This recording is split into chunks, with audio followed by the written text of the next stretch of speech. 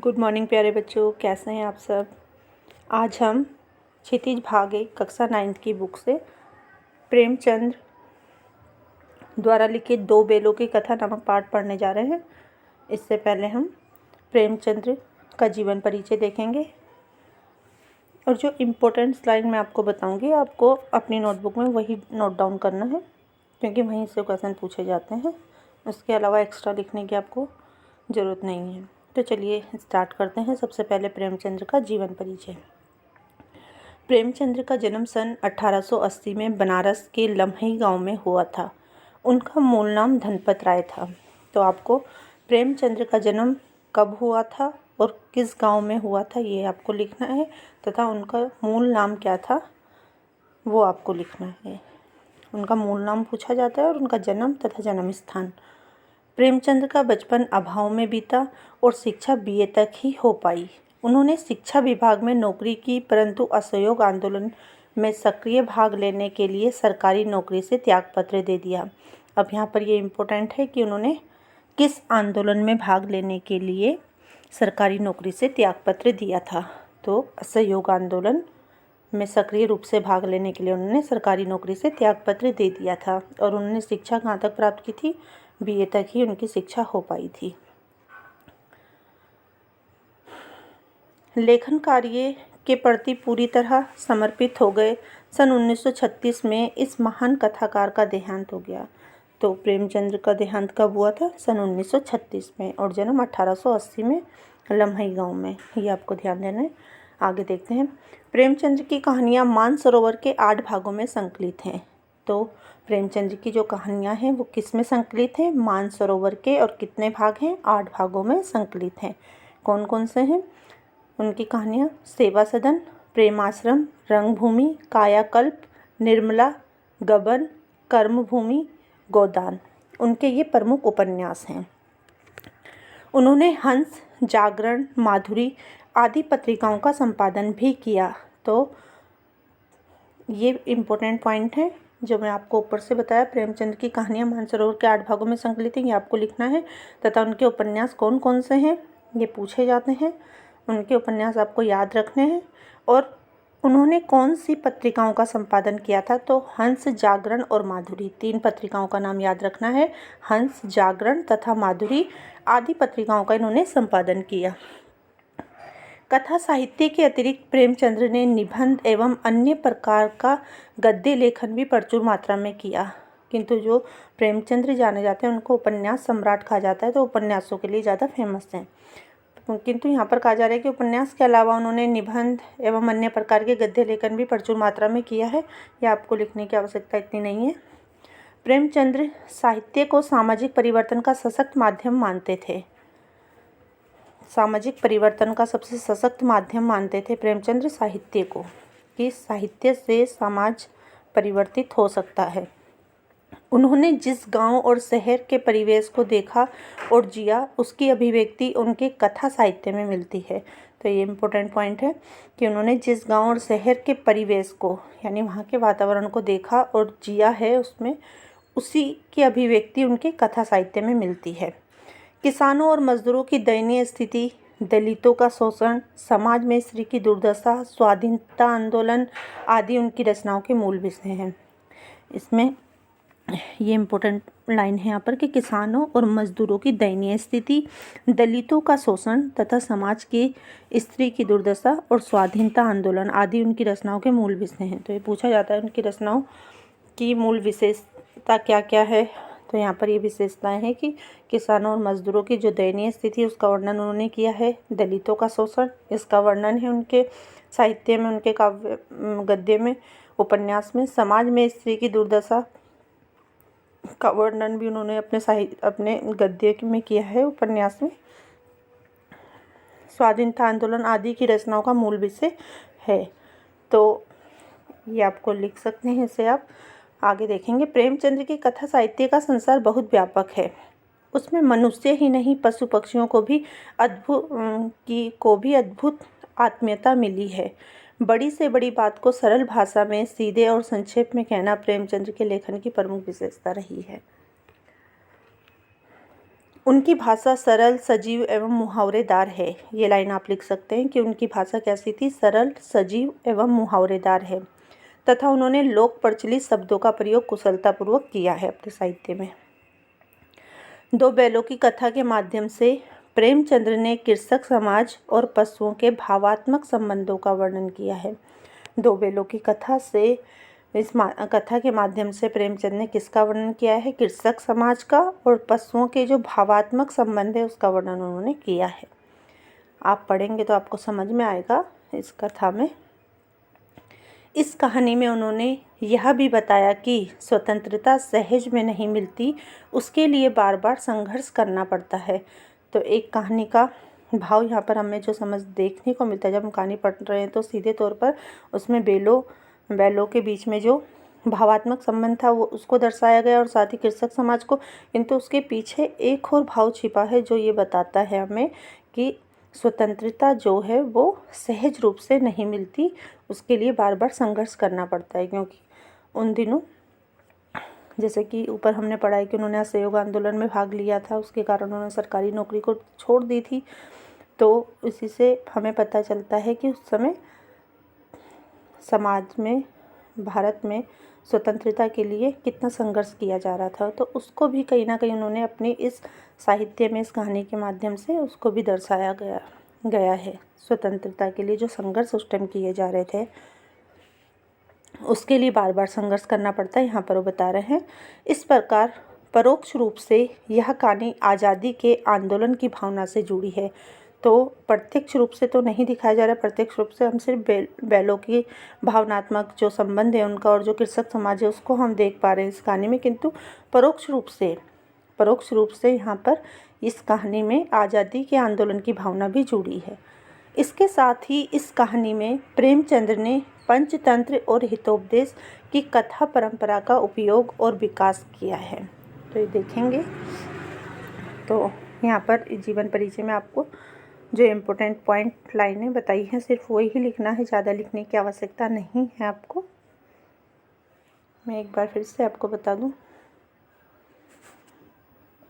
जैसे कि ये फर्स्ट लाइन मैंने आपको बताई थी, इतना आप लिखेंगे और उनका मूल नाम। उनकी शिक्षा कहाँ तक हुई थी, बीए तक, और नौकरी जो शिक्षा विभाग में नौकरी की, परंतु असहयोग आंदोलन में सक्रिय भाग लेने के लिए उन्होंने सरकारी नौकरी से त्यागपत्र दे दिया। ये इम्पोर्टेंट लाइन है। और फिर लिखेंगे उनका देहांत कब हुआ था, तो 1936 में। आगे प्रेमचंद्र की कहानियाँ मानसरोवर के कितने भागों में संकलित है ये आपको लिखना है, और उनके जो उपन्यास हैं वो पूरे आपको कंप्लीट लिखने हैं। इसके बाद उन्होंने हंस, जागरण, माधुरी आदि पत्रिकाओं का संपादन किया, इम्पोर्टेंट है, इसे लिखेंगे। और प्रेमचंद्र का जो साहित्य था सामाजिक परिवर्तन का सशक्त माध्यम मानते हैं वो। उन्होंने गांव और शहर के परिवेश को देखा और जिया, उसी की अभिव्यक्ति उनके साहित्य में मिलती है। इस लाइन को भी आप लिख सकते हैं। उनके साहित्य में किस चीज़ का योगदान था ये भी हम यहाँ पर लिखेंगे। किसानों और मजदूरों की दयनीय स्थिति, दलितों का शोषण, ये विशेषताओं में आता है लिखने के लिए। कई बार क्वेश्चन में पूछा जाता है कि उनके साहित्य की मुख्य विशेषताएं कौन कौन सी थी, तो ये हम वहाँ पर लिख सकते हैं। तो ये आपका एक आंसर क्वेश्चन भी यहाँ पर बन रहा है, इसे भी आप लिखेंगे। आगे देखते हैं।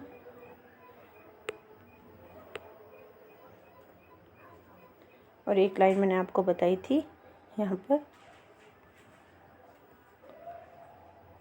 उनकी भाषा सरल, सजीव, मुहावरेदार है। उन्होंने लोक प्रचलित शब्दों का प्रयोग कुशलतापूर्वक किया है अपनी साहित्य में। बस इतना आप लिखेंगे, ये नीचे आपका समझने के लिए था, इतना आप इसमें लिखेंगे प्रेमचंद्र के जीवन परिचय में। अब आगे हम दो बेलों की कथा पढ़ने जा रहे हैं।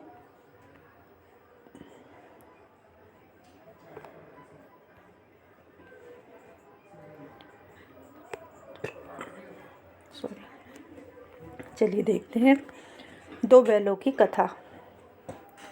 जानवरों में गधा सबसे ज़्यादा बुद्धिहीन समझा जाता है। कैसा समझा जाता है? गधा बुद्धिहीन समझा जाता है। जिसके पास बुद्धि नहीं होती, बुद्धि की कमी होती है, उसे कहते हैं बुद्धिहीन।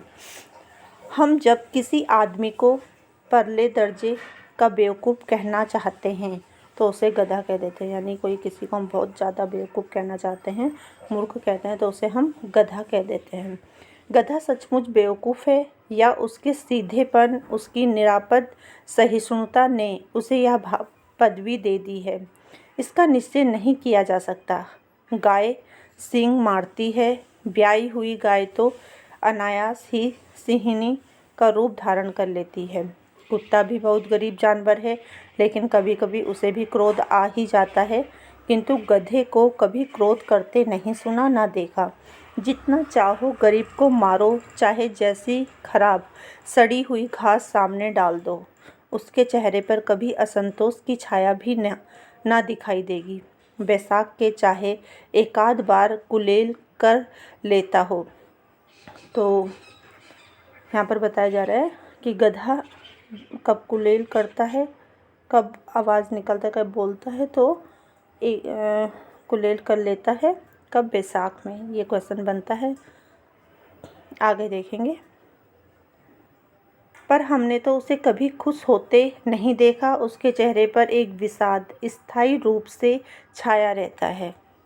सुख दुख हानि लाभ किसी भी दशा में उसे बदलते नहीं देखा। तो गधा एक ऐसा जानवर है कि वह कभी ना क्रोध करता है, ना उसे हंसते देखा है। वो सुख दुख चाहे हानि हो चाहे लाभ, हर किसी भी कैसी भी दशा हो, उसे कभी हमने उसके स्वभाव को परिवर्तित होते हुए नहीं देखा।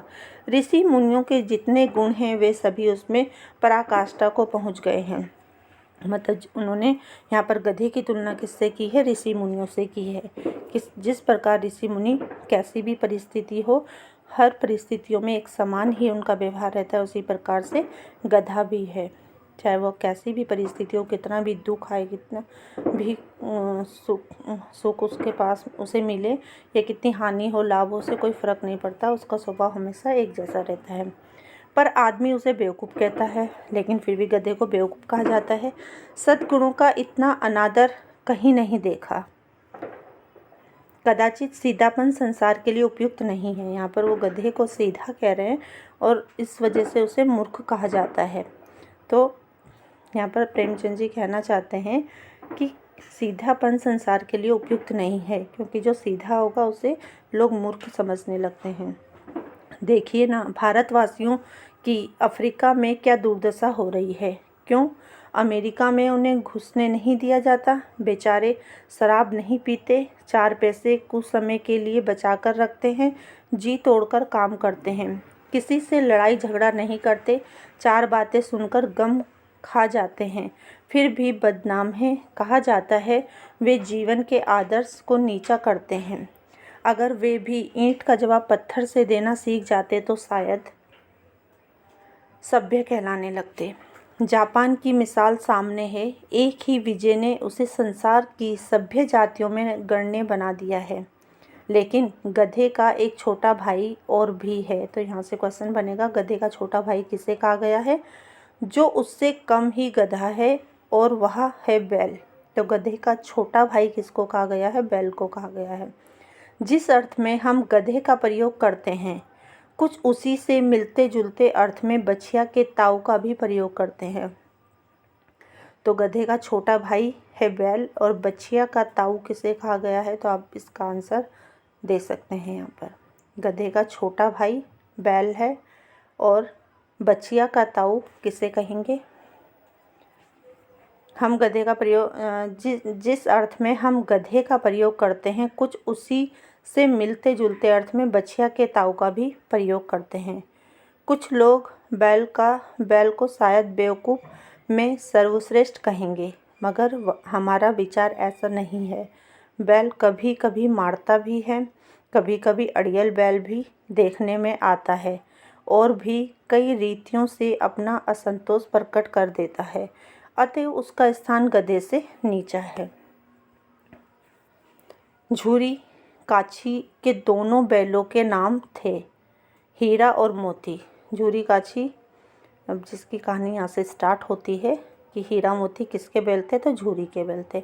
दोनों पछाई जाति के थे। तो दोनों किस जाति के थे, पछाई जाति के थे। देखने में सुंदर, काम में चौकस, डील में ऊंचे। बहुत दिनों साथ रहते रहते दोनों में भाईचारा हो गया था।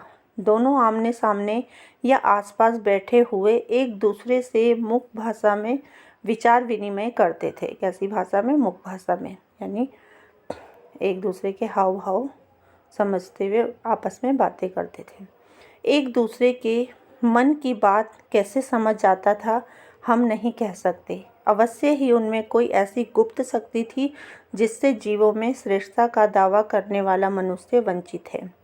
दोनों एक दूसरे को चाटकर और सूंघकर अपना प्रेम प्रकट करते थे।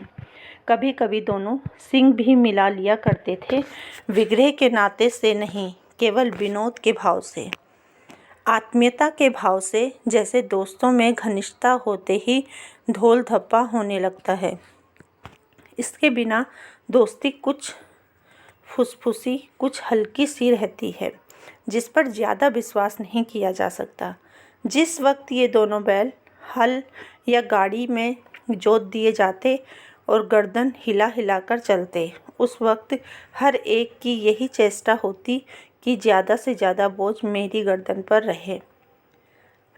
तो यहाँ पर हीरा मोती की विशेषता बताई जा रही है कि उन दोनों में आपस में कितना घनिष्ठ प्रेम था।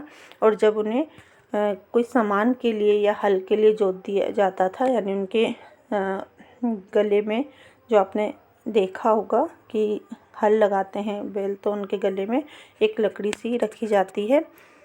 और यहाँ पर जो हीरा मोती है वो यही उनकी चेष्टा रहती थी कि दूसरे पर ज़्यादा वजन ना हो, तो वो अपनी गर्दन झुका लेता है जिससे ज़्यादा वजन उसकी गर्दन पर आ जाए। तो यहाँ पर ये उनके प्रेम को दर्शाता है। उस वक्त हर एक की यह चेष्टा होती कि ज़्यादा से ज़्यादा बोझ मेरी गर्दन पर रहे। दिन भर के बाद दोपहर या संध्या को दोनों खुलते तो एक दूसरे को चाट चूट कर अपनी थकान मिटा लिया करते। नाद में खली भूसा पड़ जाने के बाद दोनों साथ उठते। नाद यहाँ पर किसे कहा गया है, जिसमें जानवरों को चारा दिया जाता है, उसे नाद कहते हैं। खली भूसा पड़ जाने के बाद दोनों साथ उठते, साथ नाद में मुंह डालते और साथ ही बैठते थे। एक मुंह हटा लेता तो दूसरा भी हटा लेता। तो ये देखो उनका कितना अच्छा भाईचारा यहाँ पर दिखाया जा रहा है, उनमें आपस में कितना प्रेम था। संयोग की बात है, झूरी ने एक बार गोई को ससुराल भेज दिया। बैलों को क्या मालूम वे क्यों भेजे जा रहे हैं। मतलब गोई यानी उनकी झूरी ने बैलों की जोड़ी को अपने ससुराल भेज दिया। समझे मालिक ने हमें भेज दिया। वो समझे कि मालिक ने, यानी झूरी जो उनका मालिक है, उसने उनको भेज दिया है।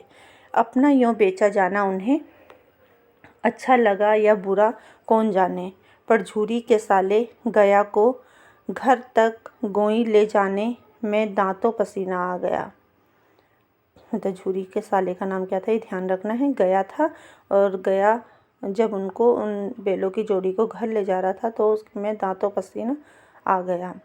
पीछे से हाँकता तो दोनों दाएं बाएं भागते, पघाइया पकड़कर आगे से खींचता तो दोनों पीछे को जोर लगाते, मारता तो दोनों सींग नीचे करके हुंकारते। अगर ईश्वर ने उन्हें वाणी दी होती तो झूरी से पूछते, तुम हम गरीबों को क्यों निकाल रहे हो?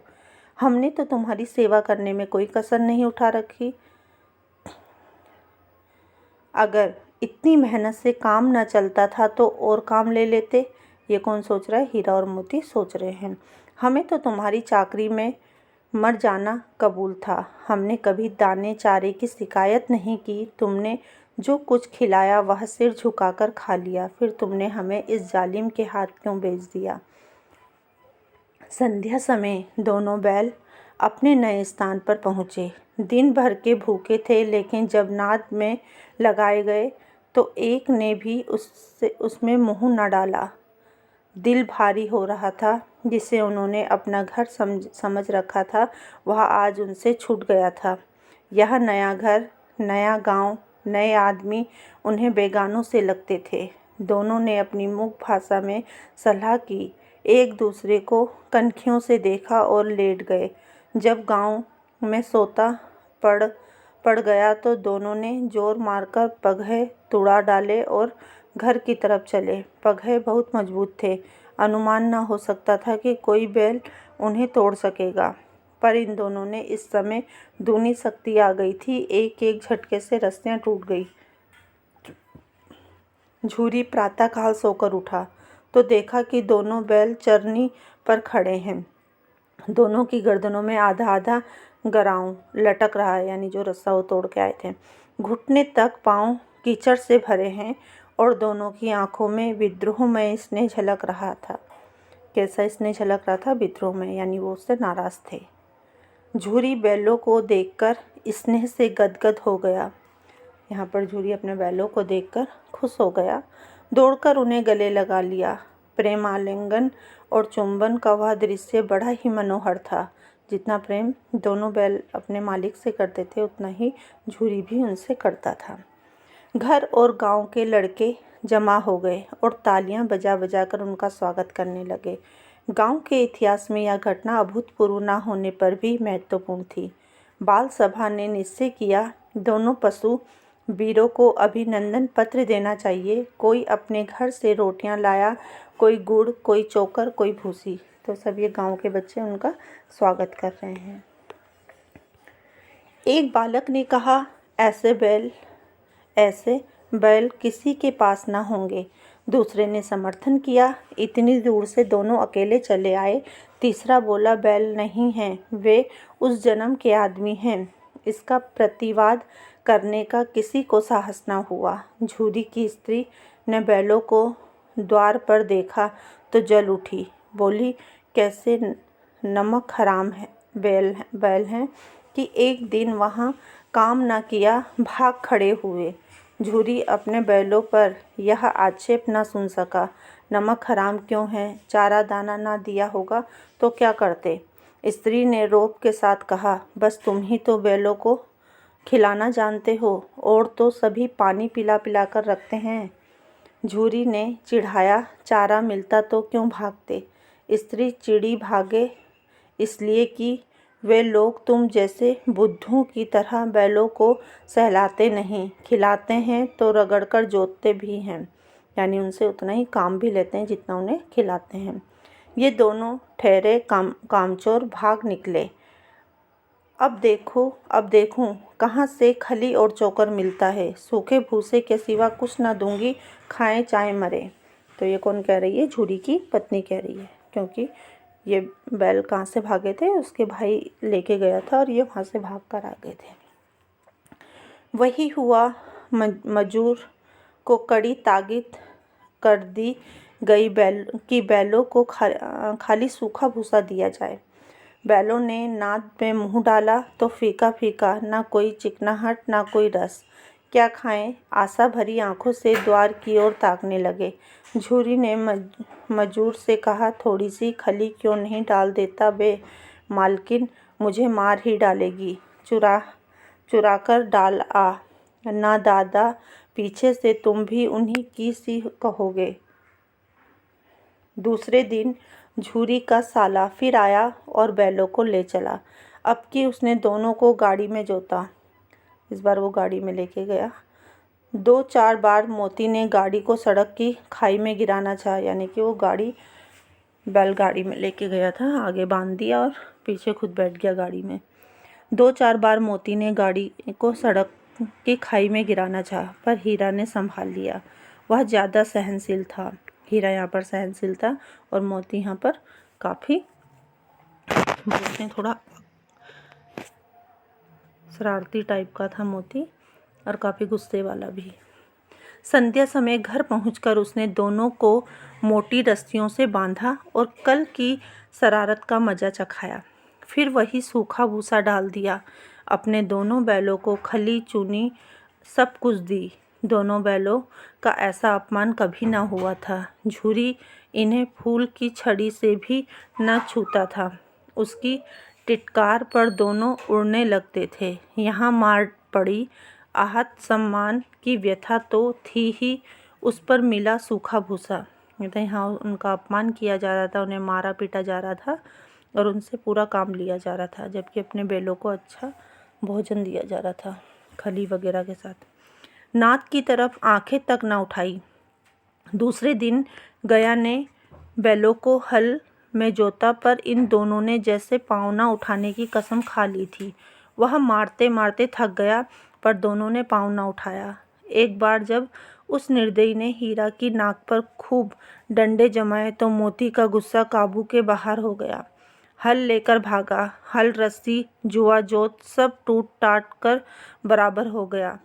गले में बड़ी बड़ी रस्सियां ना होती तो दोनों पकड़ाई में ना आते। हीरा ने मुख भाषा में कहा, भागना व्यर्थ है। मोती ने उत्तर दिया, तुम्हारी तो इसने जान ही ले ली थी, अब की बड़ी मार पड़ेगी। पढ़ने दो, बैल का जन्म लिया है तो मार से कहाँ तक बचेंगे। गया तो आदमियों के साथ दौड़ा आ रहा है, दोनों के हाथों में लाठियां हैं। मोती बोला, कहो तो दिखा दूं कुछ मजा, में भी लाठी लेकर आ रहा है। हीरा ने समझाया, नहीं भाई, खड़े हो जाओ, मुझे मारेगा तो मैं भी एक दो को गिरा दूंगा।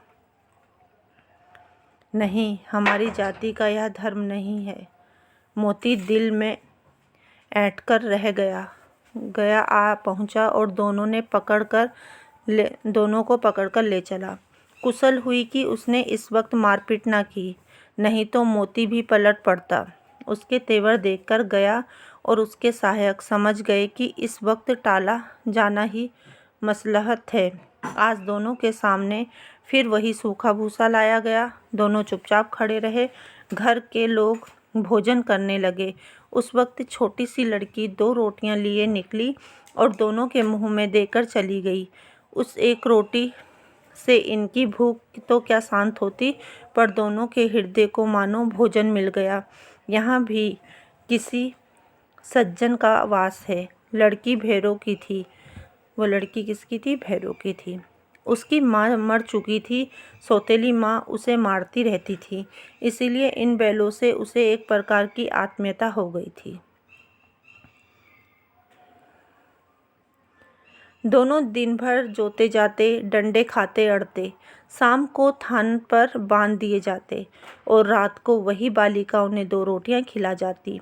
प्रेम के इस प्रमाद की यह बरकत थी कि 2-2 गाल सूखा भूसा खाकर भी दोनों दुर्बल न होते थे, मगर दोनों की आंखों में रोम रोम में विद्रोह भरा हुआ था। एक दिन मोती ने मुख भाषा में कहा, अब तो नहीं सहा जाता हीरा, क्या करना चाहते हो? एकाध को सींगों पर उठाकर फेंक दूंगा, लेकिन जानते हो, वह प्यारी लड़की जो हमें रोटियां खिलाती है उसी की लड़की है, जो इस घर का मालिक है। यह बेचारी अनाथ ना हो जाएगी तो मालकिन को ना फेंक दूं? वही तो उस लड़की को मारती है, लेकिन औरत जात पर सिंग चलाना मना है। यह भूले जाते हो। तुम तो किसी तरह निकलने ही नहीं देते। बताओ, तुड़ाकर भाग चलें? हाँ, यह मैं स्वीकार करता हूँ, लेकिन इतनी मोटी रस्सी टूटेगी कैसे? इसका एक उपाय है। पहले रस्सी को थोड़ा सा चबा लो, फिर एक झटके में जाती है। तो आपस में दोनों मिलकर ये प्लान बना रहे हैं कि पहले रस्सी को चबाएंगे और फिर इसे तोड़ करके भाग जाएंगे। रात को जब बालिका रोटियां खिलाकर चली गई, दोनों रस्सियां चबाने लगे, पर मोटी रस्सी मुंह में ना आती थी। बेचारे बार बार जोर लगाकर रह जाते थे। सहसा घर का द्वार खुला और वह लड़की निकली। दोनों सिर झुकाकर उसका हाथ चाटने लगे। दोनों की पूंछें खड़ी हो गई। उसने उनके माथे सहलाए और बोली, खोले देती हूँ, चुपके से भाग जाओ, नहीं तो यहाँ लोग मार डालेंगे। आज घर में सलाह हो रही है कि इनकी नाकों में नाथ डाल दी जाए। उसने गराओं खोल दिया, पर दोनों चुपचाप खड़े रहे। मोती ने अपनी भाषा में पूछा, अब चलते क्यों नहीं? हीरा ने कहा, चलें तो, लेकिन कल इस अनाथ पर आफत आएगी। अब इसी पर संदेह करेंगे। सहसा बालिका चिल्लाई, दोनों फूफा वाले बैल भागे जा रहे हैं। ओ दादा, दादा, दोनों बैल भागे जा रहे हैं, जल्दी दौड़ो। गया हड़बड़ाकर भीतर से निकला और बैलों को पकड़ने चला। वे दोनों भागे। गया ने पीछा किया और भी तेज हुए। गया ने शोर मचाया, फिर गांव के कुछ आदमियों को भी साथ लेने के लिए लौटा। दोनों मित्रों को भागने का मौका मिल गया। सीधे दौड़ते चले गए, यहाँ तक कि मार्ग का ज्ञान न रहा। जिस परिचित मार्ग से आए थे उसका यहाँ पता न था। नए नए गांव मिलने लगे। तब दोनों एक खेत के किनारे खड़े होकर सोचने लगे, अब क्या करना चाहिए। हीरा ने कहा, मालूम होता है राह भूल गए। तुम भी बेतहाशा भागे, वहीं उसे मार गिराना था। उसे मार गिराते तो दुनिया क्या कहती।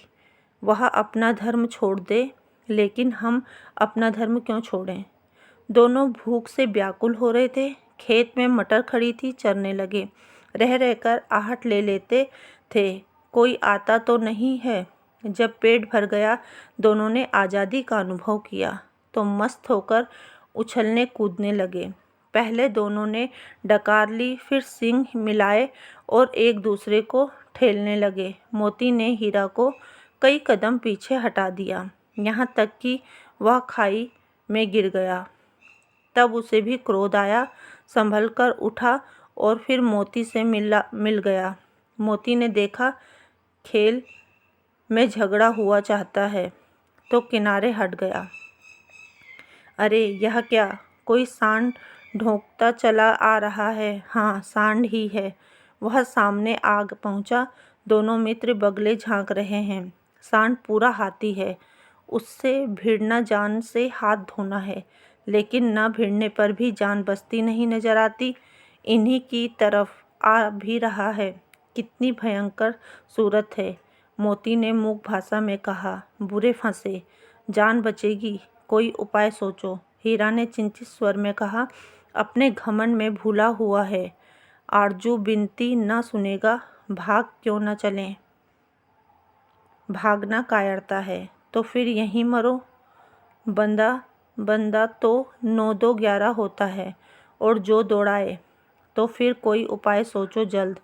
उपाय यही है कि उस पर दोनों जने एक साथ चोट करें।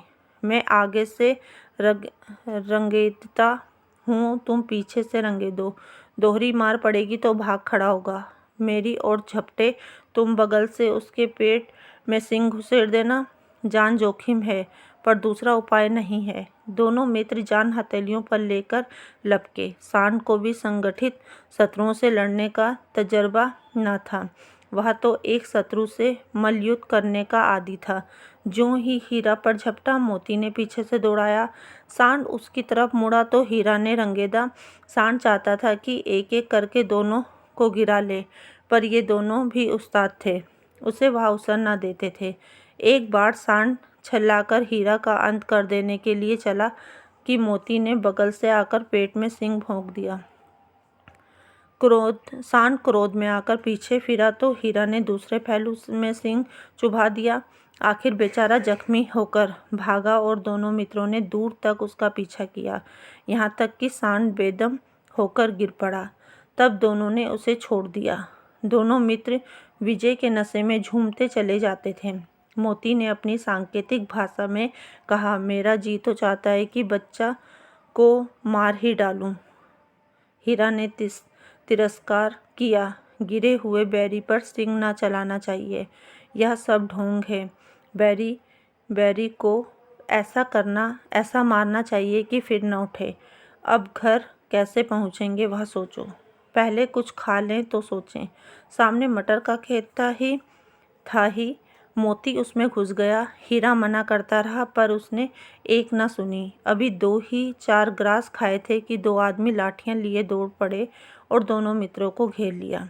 हीरा तो मेड़ पर था, निकल गया। मोती सींचे हुए खेत में था। उसके खुर कीचड़ में धंसने लगे, ना भाग सका। पकड़ लिया। हीरा ने देखा संगी संकट में है तो लौट पड़ा, फंसेंगे तो दोनों फंसेंगे। रखवालों ने उसे भी पकड़ लिया। प्रातःकाल दोनों मित्र कांजी हाउस में बंद कर दिए गए। कांजी हाउस वो स्थान होता है जहाँ पर जानवरों को रखा जाता है। जो आवारा जानवर होते हैं उनको कांजी हाउस में रखा जाता है। दोनों मित्रों को जीवन में पहली बार, ये चौथा अध्याय यहाँ पर आ गया।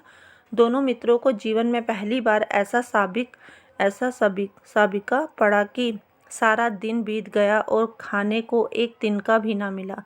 समझ ही में ना आता था यह कैसा स्वामी है। इससे तो गया फिर भी अच्छा था। यहाँ कई भैंसें थी, कई बकरियाँ, कई घोड़े, कई गधे, पर किसी के सामने चारा न था। सब जमीन पर मुर्दों की तरह पड़े थे। कई तो इतने कमज़ोर हो गए थे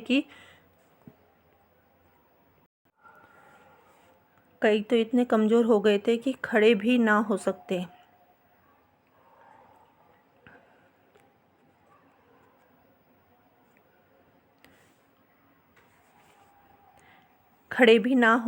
थे। सारा दिन दोनों मित्र फाटक की ओर टकटकी लगाए ताकते रहे, पर कोई चारा लेकर आता न दिखाई दिया।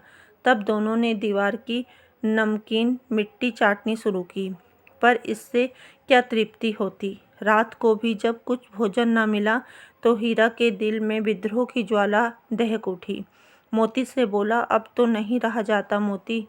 मोती ने सिर लटकाए हुए जवाब दिया, मुझे तो मालूम होता है प्राण निकल रहे हैं। इतनी जल्द हिम्मत ना हारो भाई, यहाँ से भागने का कोई उपाय निकालना चाहिए। आओ दीवार तोड़ डालें। मुझसे तो अब कुछ नहीं होगा, बस इसी बूते पर अकड़ते थे। सारी अकड़ निकल गई। बाड़े की दीवार कच्ची थी। हीरा मजबूत तो था ही, अपने नुकीले सींगों द्वारा अपने नुकीले सींग दीवार में गड़ा दिए और जोर मारा तो मिट्टी का एक चिप्पड़ निकल आया। फिर तो उसका साहस बढ़ा। उसने दौड़ दौड़ कर दीवार पर चोटें की और हर चोट में थोड़ी थोड़ी मिट्टी गिराने लगा। उसी समय कांजी हाउस का चौकीदार लालटेन लेकर जानवरों की हाजिरी लेने आ निकला। हीरा का उजड़पन देखकर उसने उसे कई डंडे रसीद किए और मोटी सी रस्सी में बांध दिया। मोती ने पड़े पड़े कहा, आखिर मार खाई, क्या मिला? अपने बूते भर जोर तो मार दिया। ऐसा जोर मारना किस काम का कि और बंधन में पड़ गए। जोर तो मारता ही जाऊंगा, चाहे कितने ही बंधन पड़ते जाएं। जान से हाथ धोना पड़ेगा, कुछ परवाह नहीं, यूं भी तो मरना ही है। सोचो दीवार खुद जाती तो कितनी जानें बच जाती। इतने भाई यहाँ बंद हैं, किसी की देह में जान नहीं है। 2-4 दिन और यही हाल रहा तो सब मर जाएंगे। हाँ, यह बात तो है। अच्छा तो ला, फिर मैं भी जोर लगाता हूँ। मोती ने भी दीवार में उसी जगह सींग मारा। थोड़ी सी मिट्टी गिरी और फिर हिम्मत बढ़ी। फिर तो वह दीवार में सींग लगाकर इस तरह जोर करने लगा मानो किसी प्रतिद्वंदी से लड़ रहा है। आखिर कोई 2 घंटे की जोर आजमाई के बाद दीवार ऊपर से लगभग 1 हाथ गिर गई। उसने दूनी शक्ति से दूसरा धक्का मारा तो आधी दीवार गिर पड़ी। दीवार का गिरना था कि अधमरे से पड़े हुए सभी जानवर चेत उठे। तीनों घोड़ियाँ सरपट भाग निकली, फिर बकरियाँ निकली, इसके बाद भैंसें भी खिसक गई, पर गधे अभी तक ज्यों के त्यों खड़े थे। हीरा ने पूछा, तुम दोनों क्यों नहीं भाग जाते? एक गधे ने कहा, जो कहीं फिर पकड़ लिया जाए तो क्या हर्ज है, अभी तो भागने का अवसर है। हमें तो डर लगता है, हम यहीं पड़े रहेंगे। आधी रात से ऊपर जा चुकी थी। दोनों गधे अभी तक खड़े सोच रहे थे कि भागें या न भागें, और मोती अपने मित्र की रस्सी तोड़ने में लगा हुआ था। जब वह हार गया तो हीरा ने कहा, तुम जाओ, मुझे यहीं पड़ा रहने दो, शायद कहीं भेंट हो जाए। मोती ने आंखों में आंसू लाकर कहा, तुम मुझे इतना स्वार्थी समझते हो हीरा? हम और तुम इतने दिनों एक साथ रहे हैं, आज तुम विपत्ति में पड़ गए तो मैं तुम्हें छोड़कर अलग हो जाऊं? हीरा ने कहा, बहुत मार पड़ेगी, लोग समझ जाएंगे यह तुम्हारी शरारत है। मोती गर्व से बोला, जिस अपराध के लिए तुम्हारे गले में बंधन पड़ा, उसके लिए अगर मुझ पर मार पड़े तो क्या चिंता। इतना तो हो ही गया कि 9-10 प्राणियों की जान बच गई। वे सब तो आशीर्वाद देंगे। यह कहते हुए मोती ने दोनों गधों को सींगों से मार मार कर बाड़े के बाहर निकाला और तब अपने बंधु के पास आकर सो रहा। भोर होते ही मुंशी और चौकीदार तथा अन्य कर्मचारियों में कैसी खलबली मची, इसके लिखने की जरूरत नहीं। बस इतना ही काफ़ी है कि मोती की खूब मरम्मत हुई और उसे भी मोटी रस्सी से बांध दिया गया। 1 सप्ताह तक दोनों मित्र वहाँ बंधे पड़े रहे। किसी ने चारे का एक तृण भी न डाला। हाँ, एक बार पानी दिखा दिया जाता था, यही उनका आधार था। दोनों इतने दुर्बल हो गए थे कि उठा तक न जाता था। ठठरियाँ निकल आई थी। एक दिन बाड़े के सामने डुग्गी बजने लगी और दोपहर होते होते वहाँ 50-60 आदमी जमा हो गए। तब दोनों मित्र निकाले गए और उनकी देखभाल होने लगी। लोग आकर उनकी सूरत देखते और मन फीका करके चले जाते। ऐसे मृतक बैलों को कौन खरीदार होता। सहसा एक दड़ियल आदमी, जिसकी आंखें लाल थी और मुद्रा अत्यंत कठोर, आया और दोनों मित्रों के कुल्हों में उंगली गोदकर मुंशी जी से बातें करने लगा। उसका चेहरा देखकर अंतर्ज्ञान से दोनों मित्रों के दिल कांप उठे। वह कौन है और उन्हें क्यों टटोल रहा है, इस विषय में उन्हें कोई संदेह न हुआ। दोनों ने एक दूसरे को भीत नेत्रों से देखा और सिर झुका लिया।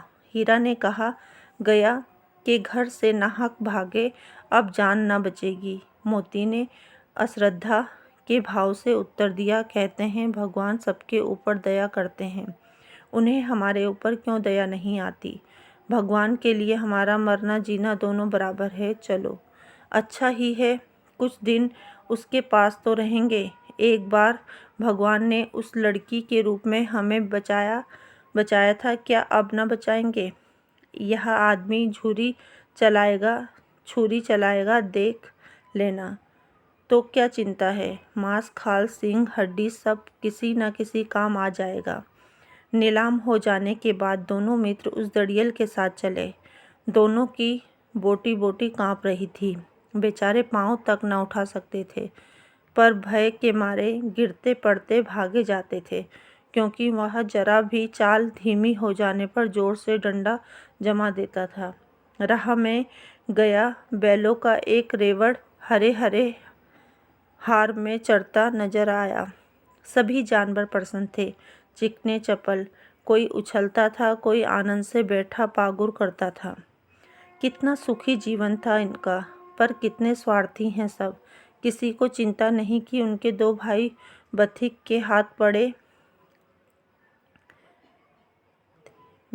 हाथ पड़े कैसे दुखी हैं। सहसा दोनों को ऐसा मालूम हुआ कि यह परिचित रहा है। हाँ, इसी रास्ते से गया उन्हें ले गया था। वही खेत, वही बाग, वही गांव मिलने लगे। प्रत्येक क्षण उनकी चाल तेज होने लगी। ये सारी थकान, सारी दुर्बलता गायब हो गई। आह, यह लो, अपना ही हार आ गया। इसी कुएं पर हम पूर चलाने आया करते थे, यही कुआं है। तो यहाँ पर उन्हें अपना परिचित रास्ता मिल गया, जहाँ पर वो पहले रहा करते थे, झूरी के घर का। अब आगे देखेंगे। मोती ने कहा, हमारा घर नगीच आ गया। हीरा बोला, भगवान की दया है, मैं तो अब घर भागता हूँ, यह जाने देगा, इसे मैं मार गिराता हूँ। नहीं, दौड़कर थान पर चलो, वहाँ से हम आगे न जाएंगे। दोनों उन्मत्त होकर बछड़ों की भांति कुल्लेलें करते हुए घर की ओर दौड़े। वह हमारा थान है। दोनों दौड़कर अपने थान पर आए और खड़े हो गए। दड़ियल भी पीछे पीछे दौड़ा चला आता था। झूरी द्वार पर बैठा धूप खा रहा था। बैलों को देखते ही दौड़ा और उन्हें बारी बारी से गले लगाने लगा। मित्रों की आंख से आनंद के आंसू बहने लगे। एक झूरी का हाथ चाट रहा था। दड़ियल ने जाकर बैलों की रस्सियां पकड़ ली। झूरी ने कहा, मेरे बैल हैं। तुम्हारे बैल कैसे? मैं मवेशी खाने से नीलाम लिए आता हूँ। मैं तो समझा हूँ चुराए लिए जाते हो। चुपके से चले जाओ, मेरे बैल हैं, मैं बेचूंगा तो बिकेंगे। किसी को मेरे बैल नीलाम करने का क्या अख्तियार है? जाकर थाने में रपट कर दूंगा। मेरे बैल हैं, इसका सबूत यह है कि मेरे द्वार पर खड़े हैं। दड़ियल झल्लाकर बैलों को जबरदस्ती पकड़ ले जाने के लिए बढ़ा। उसी वक्त मोती ने सींग चलाया। दड़ियल पीछे हटा। मोती ने पीछा किया। दड़ियल भागा, मोती पीछे दौड़ा। गांव के बाहर निकल जाने पर वह रुका, पर खड़ा दड़ियल का रास्ता देख रहा था। दड़ियल दूर खड़ा धमकियां दे रहा था, गालियां निकाल रहा था, पत्थर फेंक रहा था और मोती विजयी सूर की भांति उसका रास्ता रोके खड़ा था। गांव के लोग यह तमाशा देखते थे और हंसते थे। जब दड़ियल हार कर चला गया तो मोती अकड़ता हुआ लौटा। हीरा ने कहा, मैं डर रहा था कि कहीं तुम गुस्से में आकर मार न बैठो। अगर वह मुझे पकड़ता तो मैं बेमारे न छोड़ता। अब न आएगा तो दूर ही से खबर लूँगा, देखूं कैसे ले जाता है जो गोली मरवा दे। मर जाऊँगा पर उसके काम तो ना आऊँगा। हमारी जान को कोई जान ही नहीं समझता, इसीलिए कि हम इतने सीधे हैं। जरा देर से नादों में खली, भूसा, चोकर और दाना भर दिया गया और दोनों मित्र खाने लगे। झूरी खड़ा दोनों को सहला रहा था और 20 लड़के तमाशा देख रहे थे। सारे गांव में उत्साह सा मालूम होता था। उसी समय मालकिन ने आकर दोनों के माथे चूम लिए। अब उसे भी अपनी गलती का एहसास हुआ। जब बैलों की इस प्रकार की दुर्दशा को उसने देखा, वो इतने दुर्बल और कमज़ोर हो गए थे। तो झूरी और उसकी बीवी दोनों उन्हें प्यार करते हैं और खाने को अच्छा चारा उनको दिया जाता है। तो ये कहानी थी दो बैलों की कथा, प्रेमचंद्र द्वारा लिखित। आई होप आपको बहुत अच्छी लगी होगी। आप भी इसे एक बार अपने आप से पढ़कर देखेंगे। तो यहाँ कुछ क्वेश्चन हैं, ये क्वेश्चन हम अगली वीडियो में करेंगे इनको हल। तो बच्चों, आपको वीडियो कैसी लगी हो, अच्छी लगी हो तो इसे लाइक करें और चैनल को सब्सक्राइब करें तथा अपने दोस्तों के साथ भी शेयर करें। ओके बच्चों, धन्यवाद।